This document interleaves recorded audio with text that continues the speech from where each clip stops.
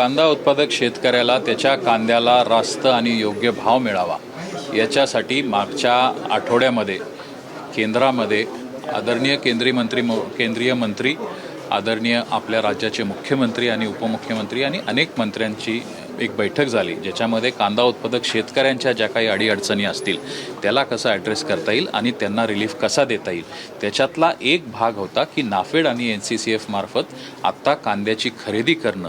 आज आपल्याला महाराष्ट्र राज्याला नाफेडला 1 लाख टन आणि NCCFला 1 लाख क्विंटल असं 2 लाखाचं उद्दिष्ट 31 जूनपर्यंत केंद्र सरकारने दिलेलं आहे, ज्याची खरेदी मागच्या काळामध्ये आपल्या नाशिक जिल्ह्यामध्ये सुरू झालेली होती. पण ही सुरुवातीपासून आपली आणि शेतकऱ्यांची मागणी होती की नाफेड आणि NCCF मार्फत जी काही खरेदी होते ही खरेदी 100% मार्केट कमिटीमध्येच व्हायला पाहिजे. अशाच पद्धतीच्या सूचना केंद्रीय मंत्री महोदयांच्या बैठकीमध्ये आणि माननीय मुख्यमंत्री महोदयांनी दिलेल्या असूनही स्थानिक नाफेडच्या अधिकाऱ्यांकडनं त्याच्यावर कुठं कारवाई होताना दिसत नव्हती. म्हणून आदरणीय कलेक्टर साहेबांनी आज सर्व मंत्री महोदयांच्या आणि आमच्या सकट लोकप्रतिनिधी, मार्केटचे सर्व सभापती सचिव, जे आहेत यांची इम्प्लिमेंटिंग एजन्सी आणि नाफेड आणि NCCFचे अधिकारी अशी इथं बैठक झाली आणि ज्याच्यामध्ये ह्या सक्त सूचना देण्यात आल्या आणि नाफेडनी आणि NCCFनी पण इथल्या अधिकाऱ्यांनी ते मान्य केलं आहे की सोमवारपासून जो काही कांदा खरेदी नाफेड आणि NCCFच्या मार्फत होतोय हा 100% कांदा खरेदी हा कृषी उत्पन्न बाजार समितीच्या आवारामध्येच होईल. जो रेट केंद्र शासनाने त्याच्यामध्ये करून दिलेला आहे त्या रेटनी कांदा खरेदी होईल. सुरुवातीच्या काळामध्ये थोडीशी एक अडचण अशी पण येत होती की मार्केटेबल कांदा हे सुरुवातीचे निकष जे आलेले होते हे मोठ्या ग्रेडच्या कांद्यासाठीच आलेले होते. त्याच्यामध्येही शासनाने पुढे जाऊन 2 पावलं अजून त्याच्यामध्ये सुधारणा केलेली आहे आणि URS ग्रेडचा म्हणजे थोडासा कमी ग्रेडचा कांदा पण त्याच्यामध्ये खरेदी होईल. 60% कांदा हा ग्रेडचा खरेदी करायचा आहे आणि 40% हा URS ग्रेडचा कांदा पण खरेदी करून त्याच्यामध्ये शेतकऱ्याला त्याचा भाव मिळणार आहे. आणि त्याच्या संदर्भातल्या ज्या काही अडीअडचणी आहेत, सूचना आहेत, ह्या सर्व आजच्या बैठकीमध्ये दिलेल्या आहेत. उद्यापासून सोमवारपासून हा कांदा खरेदी ह्या इम्प्लिमेंटिंग एजन्सीज जेव्हा मार्केट कमिटीमध्ये करणार आहेत तर मार्केट कमिटींना पण आपल्या पणन संचालनालयाने सूचना दिलेल्या आहेत की त्यांना टेम्पररी 1 वर्षासाठीचे लायसन्स देण्यात यावे. मार्केटची जी फी आहे ही फी त्यांना माफ करण्यात यावी. फक्त लायसन्सची जी काही किरकोळ फी आहे ही ह्या एजन्सीजकडनं घेण्यात यावी.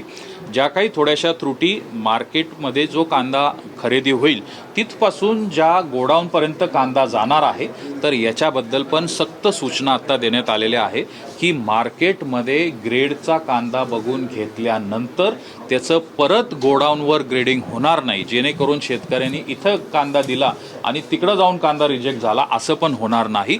मार्केटमध्ये जो कांदा तिथं खरेदी झालेला आहे तो कांदा गोडाऊनपर्यंत ट्रान्सपोर्ट करण्याची जबाबदारी ही शेतकऱ्याची नसून ही त्या इम्प्लिमेंटिंग एजन्सीचीच राहणार आहे. तशा पण सूचना आत्ता देण्यात आलेल्या आहेत. एकूण नाशिक जिल्ह्यामध्ये कुठल्या मार्केट कमिटीमध्ये ही खरेदी होईल आणि नाफेड आणि NCCF कडनं कांदा खरेदी केल्यानंतर थेट बाजार समितीमध्ये भाव हे वाढण्यासाठी मदत कितपत होईल असं आपल्याला वाटतं? 100% आता आपण जर मागच्या 1-8-10 दिवसामध्येच जर पाहिलं असेल तर ही खरेदीची अजून थोडीशी सुरुवात होत असतानाही 200-300 साधारणतः कांदा हा वरती भाव गेलेला आहे. आज 1700-1800 रुपये कांद्याला दर मिळतोय आणि शेतकऱ्याला पण हे ऐच्छिक राहणार आहे. त्याला जर बाजूचा व्यापारी जर 1800 रुपये 1700 रुपये दर देतोय तर इथं विकायची गरज नाही. पण इम्प्लिमेंटिंग एजन्सी नाफेड आणि NCCFला मात्र हे बंधनकारक राहणार आहे की त्याच्याकडे शेतकरी जो कांदा घेऊन येतोय, जो निकषामध्ये बसतो आहे तो त्याला विकत घ्यावाच लागणार आहे. आणि त्याच्यामुळे शेतकऱ्याला याच्यामध्ये विन विन सिच्युएशन आहे. बाजूला जास्त रेट मिळत असेल तर तो बाजूला विकत शकतो, पण त्याचा ग्रेडेबल असेल तर याला विकतच घ्यावा लागेल. हा विन विन सिच्युएशन त्याला होते. त्याच पद्धतीने नाफेडचा हा दर काही फिक्स नाही आहे. उद्या चालून मार्केट जसं वरती जाईल, उद्या चालून मार्केटमध्ये कांद्याचे भाव जर वाढले तर नाफेडचा हा आणि NCCFचा हा खरेदीचा दर पण वाढणार आहे. आणि त्याच्यामुळे मार्केटचे रेट जेव्हा वाढतील तेव्हा शेतकऱ्याला पण यांची खरेदी पण वाढीव रेटनी होणार आहे. आज आम्ही मागणी केलेली आहे की 2 लाख क्विंटल कांदा ही खरेदी होत असताना नाशिक जिल्ह्यात 2 लाख टन नाशिक जिल्ह्यासाठी हा खूप कमी प्रमाणात आहे. आमची मागणी केंद्र सरकारला त्या दिवशी होती की 10 लाख टनापर्यंत आम्हाला त्याच्यामध्ये खरेदीची इथं आपण सूचना कराव्या. एकदा मला हा विश्वास आहे की एकदा हे खरेदी झाली तर आपल्याला वाढीव उद्दिष्ट पण त्याच्यामध्ये मिळेल. नाफेडचा आजपर्यंतचा अनुभव असा आहे की कांद्याचे जे निकष लावलेले आहेत शेतकरी तिथे धजावत नाही. आता तुम्ही म्हणतायत की मार्केटमध्ये येणार पण तो काही नाफेड लिलावामध्ये थेट सहभागी होणार नाहीये. तर याची शाश्वती काय आहे की नाफेड तुम्ही म्हणता असं शेतकरी घेऊन घेणारच? त्याच्यासाठी आता कलेक्टर महोदयांनी पण एक टीम गठीत केली. प्रत्येक मार्केट कमिटीमध्ये 3 अधिकारी शासनाच्या वतीने, एक महसूलचा अधिकारी, एक कृषीचा आणि एक पणनचा, हे तिन्ही अधिकारी मार्केट कमिटीमध्ये जिथं कांद्याची नाफेड तर्फे खरेदी होते तिथं हे उपस्थित राहणार आहे. आणि शेतकऱ्यांनी मार्केटेबल दर्जाचा कांदा आणला तर तो यांना घेण्याचं बंधनकारक हे 3 अधिकारी तिथं बघून करणार आहे. आणि मार्केट कमिट्यांनी पण ही जबाबदारी उचलली किंवा त्यांनी पण, शेवटी मार्केट कमिट्या पण शेतकऱ्यांसाठीच काम करतात.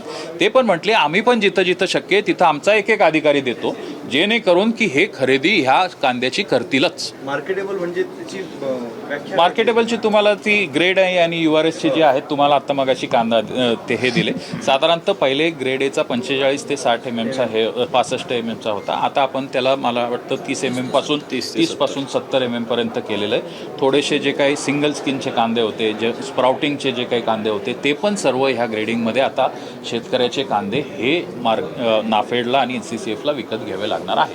दादा, जोडून असा प्रश्न आहे की तुम्ही लोकप्रतिनिधी म्हणून तुम्ही राज्य सरकार आणि केंद्र सरकारला अनेक सूचना केल्या आणि त्यातून ह्या सुधारणा होत्या. आज बैठकीत तुम्ही ते आश्वस्त केलं. सगळ्यात गंभीर मुद्दा असा आहे की खरेदीच्या तोंडीच ज्या इम्प्लिमेंटिंग एजन्सींची नियुक्ती झाली आहे त्या वादग्रस्त आहेत. बनावट दस्तावेजांच्या आधारे त्या एंट्री करताय खरेदीमध्ये. याबाबत सरकार नेमकं काय भूमिका घेईल? आता आपण जर पाहिलं असेल, आपण जर बैठकीला उपस्थित असते तर याबाबत आदरणीय शिक्षण मंत्री महोदय दादा भुसे साहेबांनी पण अत्यंत कडक सूचना दिल्या आहेत. आत्ता काही वर्तमानपत्रांमध्ये पण अशा पद्धतीच्या बातम्या येत आहेत. आणि ह्या अनेक वेळा मागच्याही काळामध्ये जेव्हा खरेदी झाली तेव्हा हा मुद्दा उपस्थित केला गेलेला आहे की अनेक वेळा ह्या एजन्सीजची पात्रता आणि त्यांनी केलेली जी खरेदी आहे याच्यामध्ये खूप मोठ्या प्रमाणामध्ये संशयाला वाव आहे. आमची पण कायम याच्यासाठी हीच मागणी राहत होती.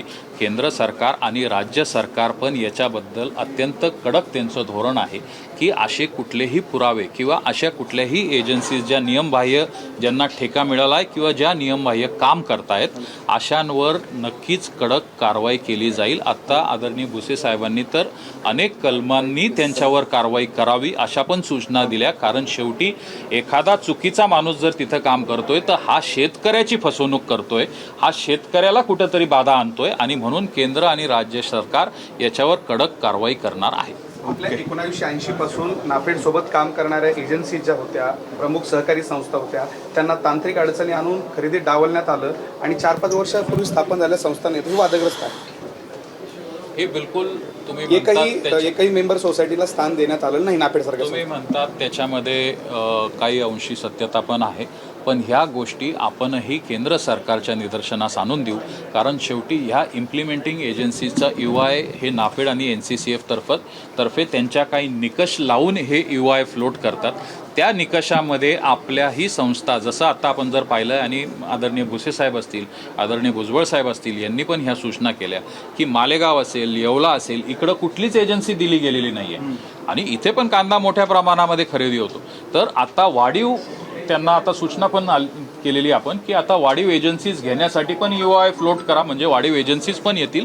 आणि त्याच पद्धतीने अशा जर आपल्या काही निदर्शनास आल्या की ज्या संस्था चुकीचे कागदपत्र देऊन चुकीच्या निकषांनी याच्यामध्ये घुसलेल्या आहेत तर त्यांच्यावरही कारवाई करायला आपण शासनाला विनंती करू आणि नाफेड आणि NCCFला भाग पाडू. ही यंत्रणा काय करते? जी लायसन देते किंवा जी परवानगी देते त्याच्यामध्येच काहीतरी प्रकरणी पण झाली.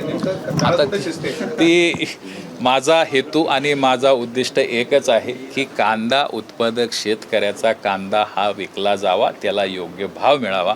मला बाकीच्या ह्या गोष्टी जर आपण सूचना जशा करता आहात त्याच्यामध्येही आपण चौकशी करून याच्यामध्ये हे करू. ठीक. फार दिवसापासून आपण नाशिक जिल्ह्यातील शेतकऱ्यांचा किंवा महाराष्ट्र शेतकऱ्यांचा माल मार्केटमध्ये खरेदी केला पाहिजे यासाठी आपण प्रयत्न करत होतो. गेले 3 वर्ष सर्व राज्य सरकारकडे पुढाकार घेतलेला असतानासुद्धा राज्य सरकारने केंद्र सरकारकडे पाठपुरावा केला तरीसुद्धा नाफेड आणि NCC मार्केटमध्ये त्या ठिकाणी येत नव्हतं. पहिल्यांदा हे यश या ठिकाणी आज आलेलं आहे. का या महाराष्ट्रातील शेतकऱ्यांचा किंवा नाशिक सर्व शेतकऱ्यांचा बाजार समितीमध्येच माल त्या ठिकाणी खरेदी करणार आहेत.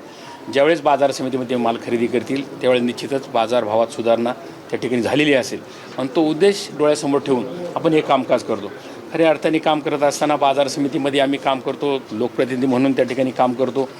शेतकऱ्यांच्या मालाला चांगला भाव कसा मिळेल, शेतकरी अडचण बाहेर कशी निघतील, त्यासाठीच राज्य सरकार असेल, केंद्र सरकार असेल त्या ठिकाणी प्रयत्न करतं. पण गेले 3 वर्ष ही अधिकाऱ्यांनी कुठलंच ऐकलं नाही आणि गेले 8 दिवसापूर्वीच त्या ठिकाणी की दिल्लीमध्ये त्या ठिकाणी मिटिंग आदरणीय अमित शहा साहेबांच्याच अध्यक्षतेखाली त्या ठिकाणी मिटिंग झाली. सर्व त्यांचे केंद्रातले मिनिस्टर होते, राज्यातले मुख्यमंत्री, उपमुख्यमंत्री, अर्धमंत्री मंडळ त्या ठिकाणी होतं आणि त्या ठिकाणी जे निर्णय झालेले ही आपण सुरुवात करणार आहेत. यांना वाईट प्रथा प्रवृत्ती यांच्या सुरू झालेल्या आहेत. खूप मोठ्या प्रमाणाचं करप्शन यामध्ये झालेलं आहे, हे आपल्या सर्वांना माहिती आहेत. परंतु शेतकरी वाचला पाहिजे, शेतकऱ्याच्या मालाला चांगला भाव मिळावा. खरं तर 12 महिने हे नाफेड आणि NCCF मार्केटमध्ये त्या ठिकाणी आलं पाहिजे. ज्या वेळेला आम्ही मार्केटमध्ये जे व्यापारी येतात फक्त लोडिंगच्या वेळेला जर आले तर त्यांना आम्ही घेत नाही, म्हणजे स्टॉकच्या वेळेला त्यांनी 12 महिने खरेदी करायला. हे जर एप्रिलपासून असते तर अजून शेतकऱ्यांचा त्या ठिकाणी फायदा झाला असता. परंतु आता या ठिकाणी निर्णय झाला आज मिटिंगमध्ये. आता राहुल दादांनी सर्व गोष्टी तुम्हाला सांगितल्यात, परंतु भुजबळ साहेबांनी त्या ठिकाणी सांगितलं, त्यानंतर दादा भुसे पण होते, जिरवळ साहेब पण होते, सर्वांनी सूचना केल्यानंतर आता पहिली पाऊल एक असं आहे का सोमवारपासून हे त्या ठिकाणी कांदा खरेदी करणार आहेत. यांना साधी मार्केट फी पण द्यायची ऐपत त्या ठिकाणी त्यांची नाहीत आणि मग आपण शेतकरी केंद्रस्थानी ठेवून ती मार्केट फी पण बाजार समिती घेणार नाहीत. ती सुद्धा भूमिका बाजार समिती घेतली. जी मदत लागणार असेल निश्चित बाजार समिती म्हणून त्या ठिकाणी करणार आहेत. शासनाचे अधिकारी पण त्या ठिकाणी सहभागी आहेत आणि कलेक्टर साहेबांनी पण अतिशय स्पष्ट सूचना या ठिकाणी दिलेल्या आहेत. आम्हाला सोमवारपासून 1580 रुपयांनी म्हणजे आज जो रेट ठरलेला आहे बाजार समितीमध्ये आल्यानंतरच तो माल त्या ठिकाणी खरेदी करायचा आहे. ते काही स्पर्धेमध्ये आज पण येणार नाहीत. त्यांना मला माहीत नाही किती शेतकरी माल देतील. आज तर पिंपळगावला 2324 रुपयाचे रेट त्या ठिकाणी आहेत. चांगल्या प्रकारचा माल तर निश्चित त्या ठिकाणी घेतील. पण हे आल्यानंतर स्पर्धा त्या ठिकाणी वाढणार आहेत आणि जो माल त्या ठिकाणी घेतील NCCFनी आणि नाफेडनी ते खूप मागच्या 3-4 वर्षामध्ये ज्या पद्धतीने काही गोष्टी केल्यात, पत्रकार असेल, TV मीडियाच्या माध्यमातून पण आपण दाखवलं. आम्ही पण लोकप्रतिनिधी सातत्याने राज्याचे मुख्यमंत्री, उपमुख्यमंत्री असतील, पणन मंत्री असतील त्यांच्याकडे पाठपुरावा केला, केंद्राकडे केला. पण तो गैरव्यवहार रोखण्यासाठी निश्चित जर बाजार समित्यामध्ये आले तर काही अंशी काम त्या ठिकाणी थांबल. कारण यांनी खराब माल बाहेरून खरेदी करायचा आणि तोच सरकारला 3 महिन्यानंतर द्यायचा. खूप मोठी लूट केंद्र सरकारची त्या ठिकाणी पैशाची केली. त्याचा फायदा शेतकऱ्यांना झाला नाही. पण ज्या मध्यस्थी ज्या म्हणजे यंत्रणा होत्या जे काम करत होत्या त्याच कोट्यावधी रुपये त्यांनी त्या ठिकाणी कमवले आणि ते होऊ नये त्यासाठी आज राज्य सरकारने मी सातत्याने पाठपुरावा करत असताना मी पहिले एका गोष्टीला यश आलं का हे बाजार समितीमध्ये आल्यानंतर यांनी जर कांदा या ठिकाणी खरेदी केला, कोणत्या ग्रेडचा कांदा खरेदी करणार आहेत, कांदा खरेदी केला की त्यांना पावती त्या ठिकाणी मिळणार आहेत, तोच ट्रॅक्टर त्या ठिकाणी फिरणार नाहीत आणि यांचा कांदा ते खरेदी करतच नाही. त्यावेळेला माल द्यायची वेळ त्या टायमालाच मार्केटमधून कुठून कांदा खरेदी करायची. आज जो कांदा खरेदी केला समजा 1000 क्विंटल पिंपळगाव बाजार समितीमधून खरेदी केला, 1500 क्विंटल लासलगाव बाजार, त्या दिवशी ती नोंद होणार आहे. त्या शेतकऱ्यांची पण नोंद होणार आहे. ज्या शेतकऱ्यांकडे कांदा नाही त्या शेतकऱ्यांची नावं त्या ठिकाणी येत होती. म्हणजे अनेक गोष्टीला या ठिकाणी आळा बसणार आहेत. पण एक पहिलं पाऊल अतिशय चांगलं पडलं का राज्य सरकार, केंद्र सरकारने आमच्यासारख्या सर्व लोकप्रतिनिधी पाठपुरावा केल्यानंतर बाजार समितीमध्ये एकदा कांदा खरेदी सुरू होईल आणि ती सुरू झाल्यानंतर ज्या ज्या अडीअडचणी येतील ती अडीअडचणी निश्चित आपण त्या ठिकाणी मार्ग काढू. आतापर्यंत किती कांदा खरेदी झाले? नाही, अजून 15 क्विंटल आजपर्यंत कुठला एक कांदा सुद्धा नाफेड आणि NCCFनी खरेदी केलेला नाहीत. त्यांनी गोडाऊन घेऊन ठेवले होते. आता वेगवेगळ्या गोष्टी आहेत का ह्या मार्केटमध्ये आल्यानंतर मार्केटच्या आजूबाजूला त्या ठिकाणी गोडाऊन्स घेतलेले आहेत. म्हणून त्यांना असं सांगितलं जो माल तुम्ही खरेदी कराल मार्केटमध्ये तो कांदा 100% तुम्हाला त्या ठिकाणी खाली करायचा आहे. नाही तर खरेदी करणारे वेगळे असतात, खाली करणारे वेगळे असतात आणि त्या ठिकाणी जाऊन सांगितले हा कांदा चालणार नाही तर शेतकऱ्यांची गैरसोय त्या ठिकाणी होईल. तो सुद्धा मुद्दा या ठिकाणी क्लिअर केलेला आहे. एक राजकीय पिंपळगावचे एक शेतकरी संघटनेचे कार्यकर्ते विश्वासराव मोरे त्यांनी यापूर्वी मागणी केली की नाफेडमध्ये खूप मोठा घोटाळा. आता प्रत्यक्षपणे प्रतिक्रिया तुम्ही ते केलं त्यामागे घोटाळा झाला. याची उच्चस्तरीय चौकशीसाठी तुम्ही मागणी करणार का? नाही, निश्चितपणे जर नाफेडने NCCFमध्ये घोटाळा झाला असेल, ज्या ज्या ठिकाणी त्याची चौकशी करायची ती केलीच पाहिजे आणि जो कोणी दोषी असेल त्याला फासावर घातलं पाहिजे. ही भूमिका एक शेतकरी म्हणून आम्ही कायमस्वरूपीच त्या ठिकाणी असतो. शेतकरी संघटनेत विश्वासराव मोरेंनी जी भूमिका मांडली ती भूमिका आम्ही गेल्या 5-6 वर्षापासून जोही कोणी दोषी असेल निश्चित त्याच्यावर कारवाई झाली तर पुढचे लोक हे असे करणार नाही. पण प्रॉब्लेम हाच आहे ना, तुम्ही सत्तेत आहात काय, तुम्ही आरोप कायम करता, तुम्हाला माहिती आहे कोण काय करतं. तरी कारवाई होत नाही, पण चौकशी मग आता होत नाही. कोर्टामध्ये गेलेली भूमिका आहे. कोर्टामध्ये त्या ठिकाणी सिद्ध करावं लागेल त्यांना. ज्या गोष्टी चुकीच्या केलेल्या आहेत ते चुकीच्या आहे, ते चुकीचंच आहे ना. त्यांना आमचा पाठिंबाच आहे ना. कोणी जर आम्ही जरी सत्तेमध्ये असेल, सरकारमध्ये असेल, परंतु जो कोणी चुकीचं काम करणार असेल त्याला कधी आम्ही पाठीशी घालणार नाही. कारण शेतकरी हा केंद्रबिंदू आहे आणि पाठीशी शेतकऱ्यांच्या हितासाठीच समोर येणार नाही 100% जो कोणी दोषी असेल, आता कोर्टामध्ये ते प्रकरण गेलेले असल्यामुळं ते कोर्टच त्या ठिकाणी सिद्ध करावं लागणार आहेत. आणि असं कधीच नाही सांगितलं का आम्ही जो कोणी दोषी असेल, नाफेडने आणि NCCने कोट्यावधी रुपयाचा भ्रष्टाचार झाला, गैरव्यवहार झाला, हे तुम्हाला आम्हाला माहिती, पण ते सिद्ध करावं त्या ठिकाणी लागणार आहेत. आणि अशा गोष्टीला त्या ठिकाणी कधी आम्ही पाठीशी घालणार नाही. एक छोटासा राजकीय प्रश्न आहे. राज्यसभेची उमेदवारीसाठी फक्त अवघे काही तास उरलेले आहेत. आपल्या पक्षाकडे एक जागा आहे, कुणाचं नाव निश्चित झालेलं आहे का? आपल्याला काही अशा पद्धतीची सूचना आल्या का? नाही, आता राष्ट्रवादी काँग्रेस पक्षाकडे एक जागा निश्चित राज्यसभेची त्या ठिकाणी आहेत. पण राष्ट्रवादी काँग्रेस पक्षाचे आमच्या सर्व उपमुख्यमंत्री सुनीत्रा वहिनी पवार त्यांना त्या ठिकाणी अधिकार दिलेले. आमच्या मंत्रिमंडळामध्ये पण त्या ठिकाणी चर्चा झाली. एकत्र बसून एक चांगला उमेदवार त्या ठिकाणी निश्चित देतील. त्यामुळे कुठली अडचण येण्याचं काही कारण नाही.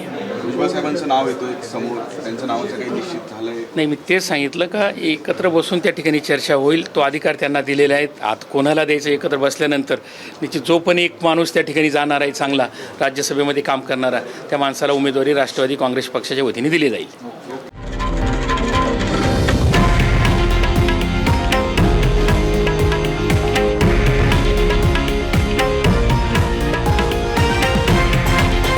हे आहे देशातील नंबर 1 न्यूज नेटवर्क आणि आपण पाहत आहात TV9 मराठी, एकमेव.